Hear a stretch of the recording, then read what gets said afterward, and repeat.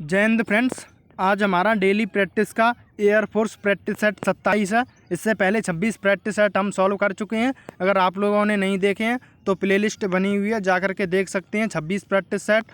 और आप लोगों का रेस्पॉन्स अच्छा नहीं आ रहा है क्योंकि अब एग्ज़ाम हमारा आने ही वाला है।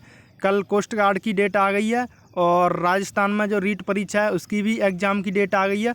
तो CASB वाले भी जल्दी से जल्दी डेट घोषित करेंगे। तो 1-2 दिन में हम लोगों को अपनी एयरफोर्स की डेट एग्ज़ाम डेट कन्फर्म हो जाएगी। तो अपनी प्रैक्टिस बनाए रखें, ज़्यादा टाइम नहीं है अब हमारे पास। और अगर हमारी डेली की प्रैक्टिस अच्छी लग रही हो तो लाइक एंड सब्सक्राइब और शेयर भी कर दिया करें, जिससे कि और लोगों को भी प्रैक्टिस हो जाया करे। तो बिना टाइम ख़राब करते हुए चलते हैं आज के हम अपने पहले क्वेश्चन की तरफ। आज 1 वर्ड थोड़े ज़्यादा हैं क्योंकि ये एग्ज़ाम में 1 या 2 ज़रूर पूछे जाते हैं 100%, और जो हम प्रैक्टिस कर रहे हैं इन्हीं में से आएंगे 100%। तो आज का पहला क्वेश्चन है, मर्डर ऑफ ए ब्रदर, भाई की हत्या को क्या कहते हैं। तो आप लोगों को अपना सही आंसर सोच लेना है। जब मैं बताऊं तो उसका मिलान करके जितना भी स्कोर बने वो कमेंट बॉक्स में ज़रूर बताना है। और डेली प्रैक्टिस करो भाई, एग्ज़ाम अब आने वाला है। तो इसके सही आंसर की बात की जाए तो ऑप्शन बी हो जाएगा, फ्रैट्रिसाइड। ऑप्शन बी अपना करेक्ट आंसर हो जाएगा। फ्रैट्रिसाइड ये पिता की हत्या होती है। तो अपना ऑप्शन बी करेक्ट आंसर हो जाएगा, क्योंकि ए और बी में कन्फ्यूजन होता है। तो अपना आंसर बी हो जाएगा। तो बी अपना करेक्ट आंसर है। आज का अपना अगला question, an inscription of a tomb, इसका 1 वर्ड बताना है। तो सिंपल क्वेश्चन है। आई होप आप लोगों ने सही आंसर सोच लिया होगा। तो इसके सही आंसर की बात की जाए तो ऑप्शन ए हो जाएगा, epitaph. Option A correct answer है। और डेली भाई प्रैक्टिस करें, क्योंकि 10-12 मिनट में कुछ नहीं आता है, हमारा टाइम ख़राब नहीं होता है। बिल्कुल एग्ज़ाम रिलेटेड क्वेश्चन है, क्योंकि जिसने एग्ज़ाम दिया होगा उसको पता है क्वेश्चन कैसे हैं। तो चलते हैं आज के अपने अगले क्वेश्चन की तरफ। और भाई जो डेली प्रैक्टिस करेगा तो वो तो आगे बहुत चला जाएगा, बाकी जिसको नहीं करनी है वो आपकी मर्ज़ी। तो डेली प्रैक्टिस बनाए रखें। अगला क्वेश्चन है, on receiving the marksheet from the university I released that I had got only passing marks in English.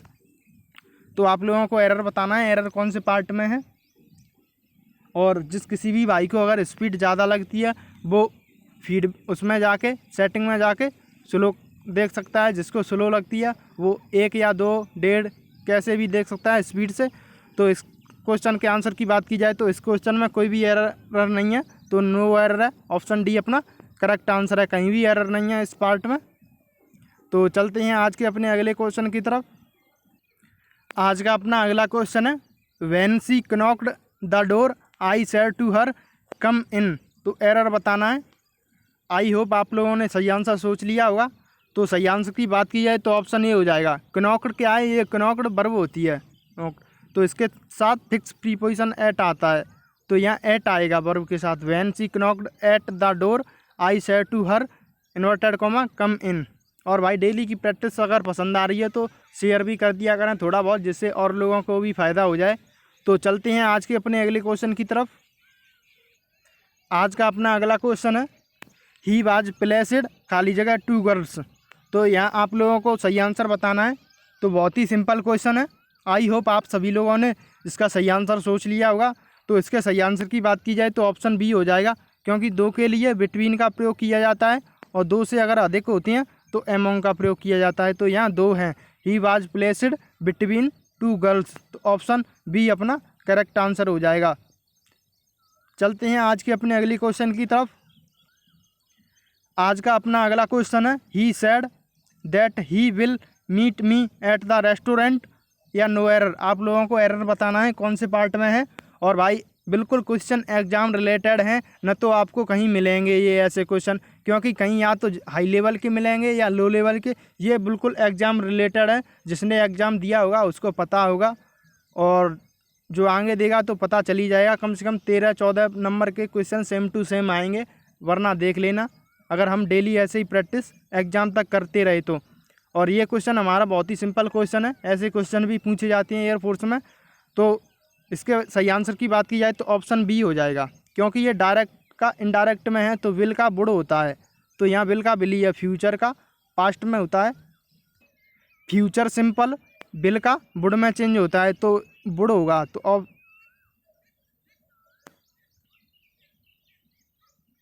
तो ऑप्शन बी अपना करेक्ट आंसर है। चलते हैं आज के अपने अगले क्वेश्चन की तरफ। आज का अगला क्वेश्चन है हमारा, अगला क्वेश्चन है अपना वॉइस से संबंधित है, वॉइस बताना है। तो they will help us with money, तो सिंपल है, आप लोगों ने सही आंसर सोच लिया होगा। तो modal plus be plus verb की थर्ड फॉर्म का प्रयोग किया जाता है। तो कैन क्या है, मॉडल। तो यहाँ विल प्लस बी वर्ब की थर्ड फॉर्म देखनी है हमें। तो ऑप्शन ए, ऑप्शन बी और ऑप्शन डी में नहीं है, तो सीधा आंसर अपना सी हो जाएगा। वी विल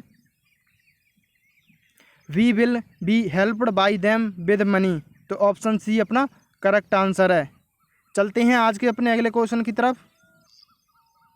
आज का अगला क्वेश्चन हमारा, I was asked my name.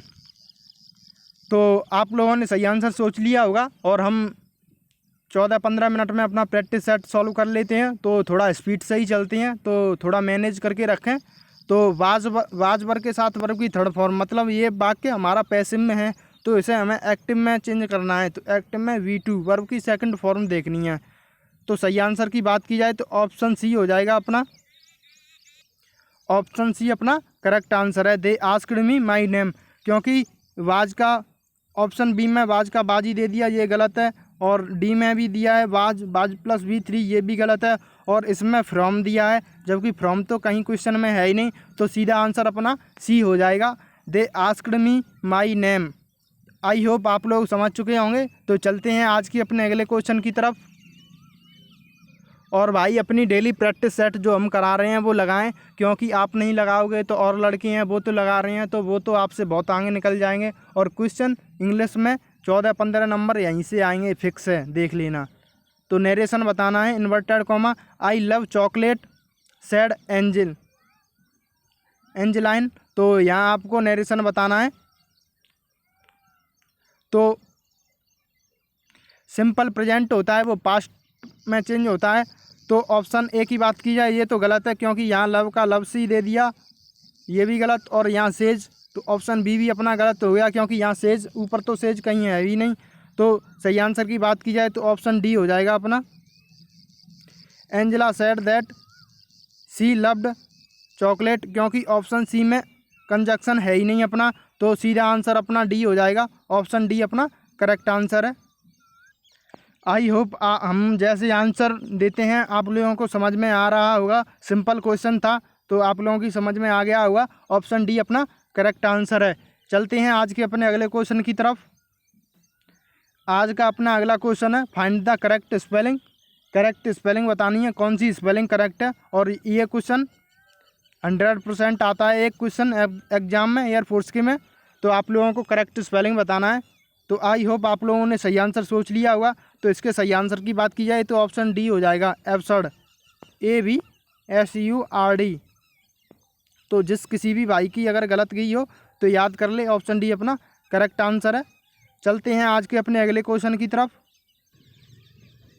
अगला क्वेश्चन भी हमारा नरेशन से संबंधित है। Do you know that man question mark inverted comma Ravi asked his friend. तो आप लोगों को डायरेक्ट का है, इसका इनडायरेक्ट में चेंज करना है। तो डू डज डिड में चेंज होता है वर्ब की सेकंड फॉर्म या डिड में। तो ऑप्शन बी तो अपना गलत हो जाएगा, क्योंकि ये वैसे का वैसा ही रख दिया, नो का नोज कर दिया, ये गलत हो गया। और ऑप्शन डी भी अपना गलत हो गया, क्योंकि यहाँ भी नो का नोज कर दिया है। और ऑप्शन ए और सी बचे। तो ऑप्शन ए में नोट दिया है, कि जबकि क्वेश्चन में नोट कहीं है ही नहीं, तो नोट हम लगाएंगे क्यों। तो सीधा आंसर अपना सी हो जाएगा। आई होप आप लोगों की समझ में आया होगा। और हम लोगों की प्रैक्टिस चल रही है, जितने भी नंबर आप लोगों के बने, आप लोगों को अपना आंसर चेक करना है। जब मैं बताऊं तो उसका मिलान करके जितना भी स्कोर बने वो कमेंट बॉक्स में बताना है। तो इसका सही आंसर ऑप्शन सी है, Ravi asked his friend whether he knew that man. तो ऑप्शन सी अपना करेक्ट आंसर है। चलते हैं आज के अपने अगले क्वेश्चन की तरफ। आज का अपना अगला क्वेश्चन है, रादर देन खाली जगह others why don't you look for your on mistakes. तो आप लोगों को यहाँ बताना है कौन सा पार्ट सही है। तो आई होप आप लोगों ने सही आंसर सोच लिया होगा और सिंपल क्वेश्चन है। तो सही आंसर की बात की जाए तो ऑप्शन डी हो जाएगा, ब्लेमिंग। ब्लेम लगाना किसी पे, दोष। Rather than blaming others, why don't you look for your own mistakes. तो इसका तो हिंदी अर्थ करके भी क्वेश्चन का आंसर निकल रहा है। तो ऑप्शन डी अपना करेक्ट आंसर है। आज का अपना अगला question, we have been living in this house खाली जगह 1965। तो सिंपल क्वेश्चन है, पीरियड ऑफ टाइम के साथ में सिंस का प्रयोग करते हैं और ड्यूरेशन ऑफ टाइम के साथ फॉर का। तो ये पीरियड ऑफ टाइम है। तो सही आंसर की बात की जाए तो ऑप्शन डी सिंस हो जाएगा। सिंपल क्वेश्चन था, सभी का सही गया होगा आई होप। तो ऑप्शन डी अपना करेक्ट आंसर है। चलते हैं आज के अपने अगले क्वेश्चन की तरफ।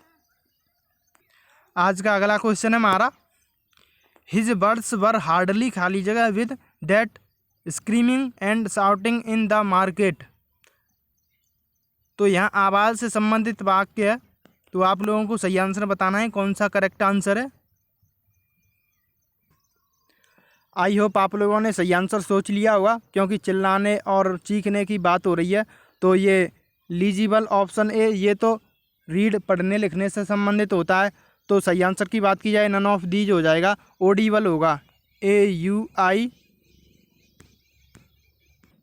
तो यहाँ ऑडिबल हो जाएगा, ऑप्शन सी अपना correct answer, none of the audible होगा। His words were hardly audible with that screaming and shouting in the market.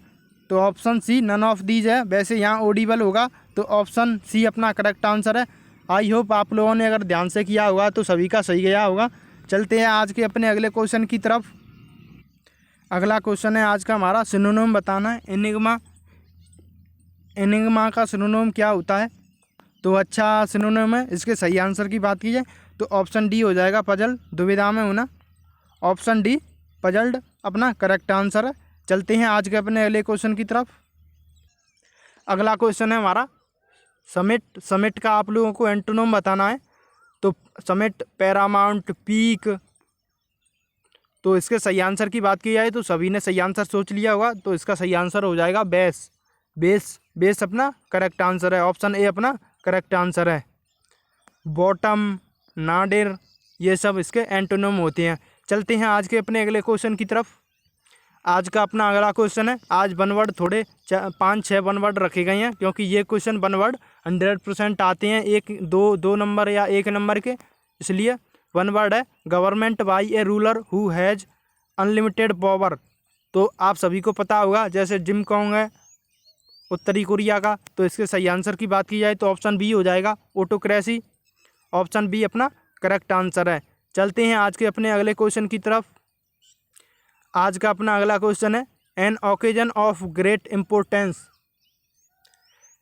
An occasion of great importance, इसका वन वर्ड बताना है। तो आई होप सिंपल क्वेश्चन है, आप सभी लोगों ने सही आंसर सोच लिया होगा। तो इसके सही आंसर की बात की जाए तो ऑप्शन बी हो जाएगा, मोमेंटस। ऑप्शन बी अपना करेक्ट आंसर है। चलते हैं आज के अपने अगले क्वेश्चन की तरफ। आज का अपना अगला क्वेश्चन है, नाइदर ही नॉर हिज फ्रेंड्स खाली जगह अराइव्ड। तो आइदर और, neither, nor, not only but also, अगर इससे वाक्य जुड़ा होता है तो उसके बाद वाले सब्जेक्ट के अनुसार वर्ब का प्रयोग करते हैं। तो हिज फ्रेंड्स प्लूरल है, तो प्लूरल वर्ब का प्रयोग होगा। तो ऑप्शन बी हैव अपना करेक्ट आंसर है। Neither he nor his friends have arrived. तो ऑप्शन बी करेक्ट आंसर है। चलते हैं आज के अपने अगले क्वेश्चन की तरफ। आज का अपना अगला क्वेश्चन है, find the miss spelled word. गलत स्पेलिंग बतानी है कौन सी है। इन चारों में से 3 स्पेलिंग करेक्ट है और एक स्पेलिंग गलत है, वो गलत बतानी है। तो आई होप आप लोगों ने सही आंसर सोच लिया होगा। सीधी दिखाई दे रही है, ऑप्शन ए हो जाएगा, क्योंकि यहाँ डबल आर नहीं होगा, एक आर गलत है। GOURMET गवर्नमेंट होता है। ऑप्शन ए करेक्ट आंसर है। बाकी तीनों ये करेक्ट है।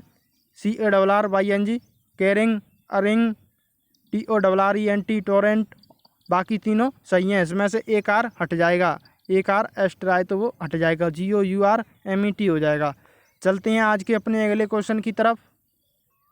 अगला क्वेश्चन है अपना PQRS से संबंधित, और इस क्वेश्चन को हम छोड़ नहीं सकते हैं, क्योंकि ये आता है तो थोड़ा कठिन तो लगता है, लेकिन करना पड़ेगा।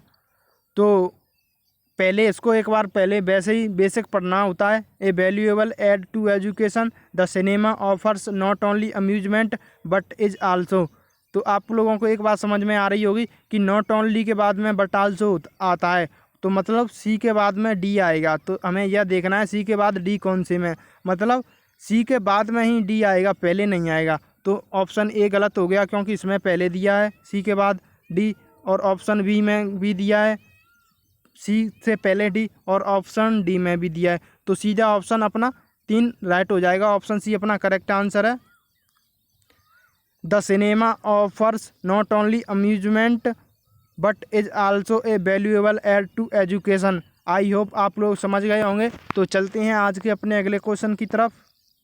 और भाई अपनी प्रैक्टिस को डेली बनाए रखें, क्योंकि 13-14 मिनट में आप लोगों का कुछ नहीं जाता है, तो आपको कुछ मिलेगा ही इस वीडियो से। तो डेली प्रैक्टिस बनाए रखें। अगला क्वेश्चन है अपना एडजेक्टिव बताना है। एडजेक्टिव कौन सा है? तो आई होप आप लोगों ने सही आंसर सोच लिया होगा। सिंपल क्वेश्चन है। Smart, smarter, smartest. Option A अपना करेक्ट आंसर है। हार्डली अपना एडवर्ब हो जाएगा। और जयपुर और एयरलाइंस ये दोनों नाउन हैं, तो इनको भी याद कर लेना। हार्डली अपना एडवर्ब हो जाएगा और जयपुर और एयरलाइन ये नाउन है। चलते हैं आज के अपने अगले क्वेश्चन की तरफ। अगला क्वेश्चन अपना वन वर्ड से संबंधित है। आज वन वर्ड थोड़े ज़्यादा रखे गए थे। An extremely fear of being in a small confident place. An extremely fear of being in a small confined place, मतलब छोटे स्थान से डर लगता है, उसे क्या कहते हैं? तो इसके सही आंसर की बात की जाए तो ऑप्शन सी हो जाएगा, क्लस्ट्रोफोबिया। ऑप्शन सी अपना करेक्ट आंसर है। हाइड्रोफोबिया ये पानी से डर होता है, और तो ऑप्शन सी क्लस्ट्रोफोबिया अपना करेक्ट आंसर है। आई होप आप लोगों का सही आंसर गया होगा। चलते हैं आज के अपने अगले क्वेश्चन की तरफ। और भाई अपनी प्रैक्टिस को डेली बनाए रखें और वीडियो पूरा देखा करें, इसमें आप लोगों को बहुत कुछ मिलेगा। ऐसा नहीं है कि किसी को फ़ायदा हो। तो आप लोगों की प्रैक्टिस हो रही है। One who eats human flash. One who eats human flash का वन वर्ड बताना है। तो इसके सही आंसर की बात की जाए तो ऑप्शन सी हो जाएगा, कैनिबल।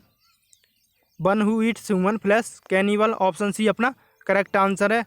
और भाई अगर अपनी डेली की प्रैक्टिस पसंद आ रही है तो लाइक एंड शेयर भी कर दिया करें, जिससे कि और लोगों की भी प्रैक्टिस हो जाए।